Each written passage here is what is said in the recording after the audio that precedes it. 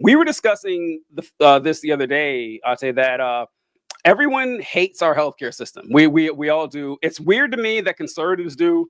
I couldn't tell you like what the fuck they want. I mean, like they want it. Because They they don't want want universal health care. they don't want that. They want what we have, but worse. They don't want Obamacare. They want companies to be able to deny you because of pre-existing conditions. I mean, I guess that's what they want because they didn't want it to That's go the away. thing, teacher. I actually don't know what I What know what like the I don't think- Republicans say, the politicians say. I don't know what like your I fucking don't think they know what they anti-establishment want. Joe Rogan MAGA guy says. Like I That's- really don't know. I don't That's think what they know. they don't. But they do know one thing. I don't want government-run healthcare. Like that's what they. I mean, they all say They don't it. want So- communism. Exactly. don't So want that's what I was going to ask. I said, what do you think? Because John and I'm really mad about this. Whenever I see this, like when we're Yeah. talking about now, it's like, oh, everybody across a political spectrum, they hate it. Then what the fuck does the right want? Please tell me. I'm in. I'd love to hear your answer because you don't want a public option. You don't want universal health care. You want to, like, what do they always say? They say destroy the lines between the states and increase competition. Yeah. You have no idea what you're talking about. So, basically, the question we're asking here, do you think that we are on the precipice of getting universal health? Because I am not convinced that we are. I'm not. What do you think, Ante? Oh, dude, thank you for asking. This is going to kind of be a long-winded answer because it goes into something that's been kind of my special interest for the past like month now. And so as far as politics goes, which is like the deep propaganda that has resulted. So I was talking to my friends about this and telling them that the Cold War, or like World War II and the Cold War, is the most important event in the history of it shaped everything that about the way the world functions. The United States, the Middle East, everything about the way the world functions came from this Cold War of ideologies between communist Russia, the USSR, and the United States. And it was a battle of propaganda in ways that were not even like completely apparent at the time and are just now, like we're just now starting to fully grasp just how deep the propaganda goes. And it's and the battle of ideology goes so deep that it did affect how Americans for decades up until this point view things like communism and socialism and things that they consider to be communism and socialism, whether those things are objectively good for everybody or not. And so are we ready for universal healthcare? Like, is that a possibility? Dude, I don't think so. The propaganda is too deep. The soil is too red. It's way too red. They don't like the United States healthcare system. They know that innately. But the idea of the concept of a free universal healthcare option that the government pays for is something that on an intellectual level they just cannot, their brains are not wired to accept it. Like it is a really big task for a conservative to break out of that. TJ, like there's not too many of there's a good amount of them, but there's not too many conservatives turn full-on leftists, because breaking out of that, it's easy to like turn leftists in the social ways, to be pro-LGBT, to be okay with I'm saying trans people and things of that nature, but like class and like economics is a completely different battleground. It's completely different because there's just so much propaganda against any form of socialism or communism that came from the Cold War that these motherfuckers, I doubt even if you told a right winger that like told them all the ways in which a universal healthcare system would benefit all of us, including them, including their grandma, including their child, they'd be like, nah, it's communism, can't rock with it. That's what I'd be seeing in the comments on Twitter. The motherfuckers be like, it's communism, dude, that's fucking commies. We don't want that shit. So short answer, absolutely fucking not. We're absolutely fucking not, dude. Yeah, we're not nowhere close. That's what I think too. John disagrees with us, so I'll let John hop in too. But I'll say something to piggyback on what you just said there. I'll say is that conservatives, like, it doesn't matter when you tell them, well, honestly, anything, but like when you break down the logic and the economics of this, and the reason is because, like, listen, I hate the capitalists, but gotta hand it to them. Excellent century of propaganda they put up ever since the Russian Revolution. Yeah, Mike got like game like yeah, I recognize when they did a good job, but recognize this game. they did, yeah, right. It's incredible. And so, as a propagandist myself, I have to tip my cap to how well they've done. But the thing is, it's like they've convinced 3 generations of conservatives now that embracing socialism or, God forbid, communism. In order to do that, you need to like reject your patriotism. Like that, I mean, it's literally like renouncing your citizenship to the United States to say, oh no, I'm gonna embrace this new economic model. Wild that you would tie an economic model to your love of your nation. Identity. Insane that worked, but it worked really well. So, but John, I know you disagree. What do you think? Okay, so I disagree with this on a couple levels. I'll tell you, I'm wondering, how old are you? 24. No, he's gonna unk you. What the fuck here? He's gonna little bro me. He's gonna little bro me. Holy shit! He was like, all right, rub his hands. Let him cook. So I feel like when it comes to, because I think universal healthcare is, of the socialist policies, the first one we will get. And I think one of the reasons for this, you're right. The Cold War, very good propaganda, but like, it's not like America was the only capitalist country propagating this propaganda. Every one of our allies was doing the same thing. And yeah, we were the spearhead, we were leading it, but like every country you see now, UK, France, whatever, Canada, they're also capitalist fucking propagandists who were on our side in the Cold War. So like, it broke through to them. It's got to come our way eventually. And the thing is, I do think there is a serious divide between people who lived through that or close to it and people who didn't. People our age, like, that propaganda barely fucking scathed me. I grew up in the American education system and all that, but like, I wasn't programmed to hate communism in the same way that my dad was. That it is not nearly as strong. And so it was a lot easier to break. And I see that with a lot of younger people who actually get involved in this shit, tend to like not have this fear response. I see people saying the word socialist. I am a socialist now more than I ever did even 10 years ago. No, and it's becoming more and more acceptable. And I do think that universal health care, while it is it's not really a socialist policy. I guess we own the means of production of the insurance industry, but like, of the socialist policies, we've already seen other hyper-capitalist nations implement it. It's not the fall of the fucking Berlin Wall, but in reverse. It's something that they might allow to happen. And lastly, I had a point and I was going to make it, and I'm completely forgetting what it was. But I really wish I could remember it because it was a good one. TJ, take it away. I was thinking what you were saying in 2 prongs. First is that it's my turn to be the grandpa here. My turn to tell the Lord over everyone else with my experience here. So I think that the point you talked about with the other nations adopting universal health care, even though they were capitalist nations, I think that is different from the United States in one main reason, in how early they did it. Most of these nations adopted universal health care, some like pre-Cold War. And by pretty much everyone had done it by the 60s and 70s, which the Cold War was going on then. But that's where I think the transformation for us at least happened. Like, the Cold War reached its zenith during the 80s, during the Reagan era. And at least the propaganda part, where we were all fall in line, the evil commies and shit.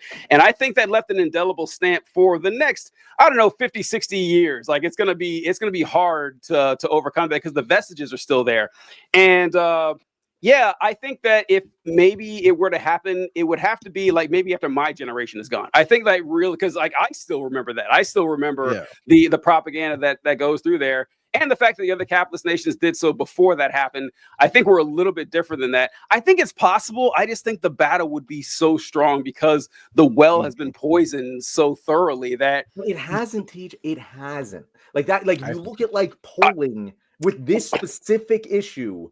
It is a favorable, like, it's not like we're fighting an uphill battle. We're fighting an uphill battle against entrenched power. But in terms of general popularity with this policy, it is a popular policy. I agree. It is. I've read 60% of Americans are favorable to some sort of like universalized healthcare system, so on and so forth, right? That is true, but I mean, I think to push back a little bit on what you said earlier about how the other countries were doing it too, and how, you know, but even though America was like the spearhead, I think like it's important not to discount the fact that America was the spearhead. Like America's greatest cultural export for the last 70 years has been anti-capitalism. That is what we have brought, or anti-communism. That is what we have given to the world in our music, in our movies, in our fashion, in our politics, in our books, in our poems, in our talk shows, right? And America being the dominant exporter of cultural goods, right? Of all those things that I just listed, and being the, you know, principal manufacturer of all anti-capitalist sentiments, and as well as the fact that I think what was different, and I could be wrong, right? Because I wasn't around, but I think what was different is that in America, our survival, the survival of the American people, the ability for America to thrive, the ability for American people to live their lives was innately tied to, inextricably linked to their hatred of communism. That was it. It's, if you don't hate communism, dude, it must mean you want your granny to fucking starve to death. Yep. That's crazy. If you don't hate if you don't despise communism, it must mean you want the USSR to come here and take away your speedboat. And I think part of it, and then another thing is that like American excess, right? This idea of consumerism that was pushed out by America onto the world, but like centralized in the United States, where everybody had to have everything. The big jump to super malls in the 80s and things of that nature. It tied us to our goods. It tied us to our materials, right? The propaganda worked best for us than any other country, twofold, because our survival was tied to the hatred of communism, but also like our vibes were too. Like, dude, you can't vibe as well as you can't vibe anywhere else in communism like you can vibe here in the US. You can't own a nice little car like here that like you can in communist Russia. And I think because of those two things, like TJ said, the well was thoroughly and effectively poisoned. But I do agree that my generation now is the most accepting of socialist ideas and socialism and communism and Marxism of any other generation I've seen. But even so, it's got to be another 20, 30, 40. No. Let me tell you how long it's going. Like, I've been saying this on the show for a little while, and just like yes, the more time goes on,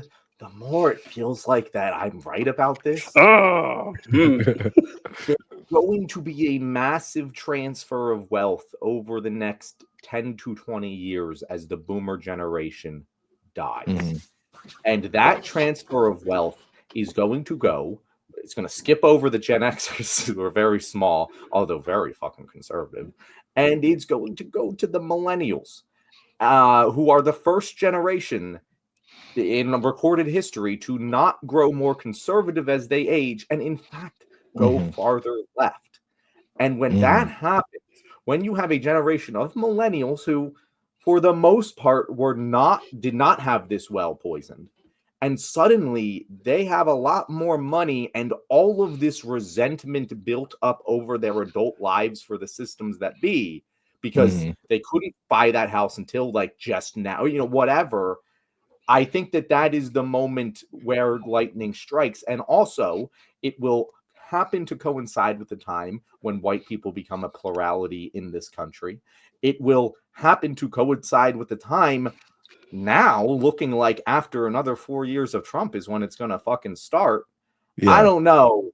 I think that we could, and it's, again, I'm believing this. Like, I am someone who thinks this is going to happen, and I was taken aback by the reaction to this Luigi thing.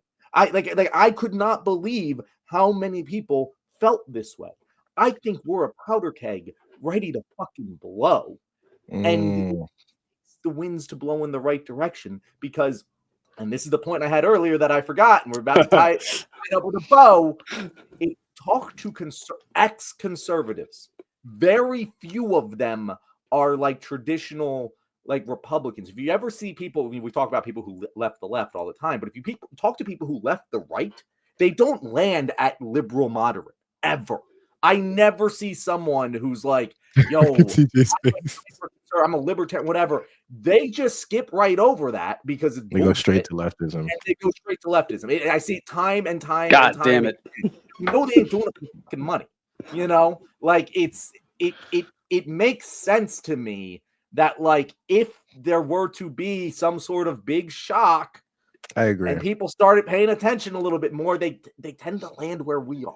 You know, it actually it aligns leftism and socialism align a hell of a lot more with, you know, libertarian Joe Rogan style of politics than fucking liberal moderates do. But do you know what makes a political realignment in the way that we had? Do you know what makes the difference though? The difference is that them motherfuckers hate minorities. Like they don't. I'm being so serious. That's but again, white people are gonna be the plurality at the time that this is happening. The white people are losing their fucking power just by the march of time and semen. It's just what's going to happen. We are going to be the minority, not the minority, but the plurality, the majority. And by the way, at the same time all of this is happening, the fucking institutional media apparatuses that existed during the Cold War are fucking dying. Everything is independent now. In 10 years, like the majority of people, I don't even know if it has already happened, but like we don't have a centralized broadcast network where propaganda can just so thoroughly poison the well. It's impossible now. So, like, I'm telling you, I think the CIA already did its job, though. I think now they don't have to do it for us anymore. We're doing it for them, right? Like, these independent media outlets. How many of them? Like the biggest leftist commentators in the space, Hassan. Who else? Bosch. Yeah. Bosch. Bosch is big in LeftTube, and like he's big if you're like really into culture war stuff. Yeah, but Bosch I think he's still get pretty much neat. appeal outside the bubble at all. He's pretty neat. Hassan is the only leftist that exists outside of his sphere. But how many can you name that are conservative, dude? How many? There's so many, dude. I can name the Shapiros, the Rogans, Matt Walshes, the fucking Candace. So, and they have such a wide array. Like all respect to the conservative people, they got more diversity than I ever seen in my life. They got Asian women, black men, they got white men, they got gays, they got a couple trans people, they got the whole Power Rangers team lineup. Power Rangers. What do we have? That's the thing. What have we been talking about on this show for the past? There is now, because the powers that be in Democrat world saw this. They finally see this, and they are finally moving on it. There is time to build it the fuck up over the next 10 years. The Republicans started doing this 12 years ago max. You know, I'm telling you, in like 12 years, we're going to have something similar on the left. Or, I mean, I goddamn hope so. All right. You know? So it's December 12th. I just marked it because it's taken all year. But John, you finally made a good point. Now, the thing about conservatives that move left, nailed it. They never. I was thinking, because I am one of them, for those of you who don't know. I rocketed to it. And I think it comes down a lot to something I say all the time, is that I'm not a conservative anymore, but I still think like one. Conservatives are kind of incapable of thinking with nuance. It's just they just can't do it. Like everything is one or two, up or down, and they have to do it. So which makes us great allies in trying to fight against conservatism, because we're so principled on that. And with the shift for the demographics and everything, that's true, but I think it's true-ish, and that's from what we see from Gen Z, which is kind of like Gen X has let us down by being rapidly conservative. Gen Z is not as left as we'd like them to be. But they're not the poisoned well. The fucking no, it's not. The Latino men who are voting on social conservative things that voted for Trump, they weren't poisoned by the anti-socialism shit. Like they if you look at fucking Latin America, they are very primed. For there's several socialist countries. Yeah, for them it's Brazil, it's way easier to get down there, and it's not so much like they're letting us down as much as they are primed to hop over to us way more than the boomer Republicans. Oh yeah, they will be easier, but I'm saying it's not. I'm saying it's not a given, and it's certainly it's not like a given. we're banking on once we millennials get a hold of all this cash that we're not going to, immediately start doing everything. TJ says that like he doesn't. Oh my he's God, a landlord I know, himself. Right? Hey! Not thanks snitching for on joining him. the show, guys. Thanks for joining the show. John, You snitched on him. TJ's like, yeah, once this hypothetical future comes where we get the money, TJ's gonna get kicked out of communism, dude. I know, right? Man, listen. When the commies come and they execute me for not being far left enough, they'd be like, "Great job, guys! You didn't let me down." I'd be like, very proud of you folks. Thank you guys so much. You made it to the end of the video. I'm really glad about that. But what I'm really glad about is that I didn't have to explain about any intersectionality with Black people in the Cold War. So if you want to hear more about that sort of thing, how about Destructive Hugo? Tell people where they can find you. You can find me on TikTok, YouTube, Instagram now, dude. I'm taking myself seriously as a content creator, if you haven't heard. And I am starting to, and this is a really cool announcement, I am starting to work on long form video essays on YouTube that will go into the politics of whatever movie I'm interested in talking about. Right now, what I'm working on is the politics of the video essay that I'm working on is a 3-part video essay about Spider-Man, and more specifically the live action Spider-Man movies and how each of them differ in the depiction of Uncle Ben's death. I find something really interesting about Spider-Man 1's depiction of Uncle Ben's death, because the Uncle Ben moment is supposed to be this moment where Spider-Man sort of like realizes his potential as a hero, and so as a result, us as the audience is supposed to sort of realize our potential as people, as people that could affect positive change in the world. But Uncle Ben dies trying to stop a robber. And I find that really interesting, because juxtaposed with the MCU's version of Uncle Ben, which is actually Aunt May in Spider-Man Far From Home, she dies not trying to stop a robber, which is silly, but trying to rehabilitate a supervillain. And so there's subtle political differences, not even subtle. They're not so subtle political differences between how those two Uncle Bens and the messages that come from those sacrifices. And so that's what I wanted to talk about. So I'm really excited to write it. Follow the YouTube, subscribe to the YouTube, and stay tuned.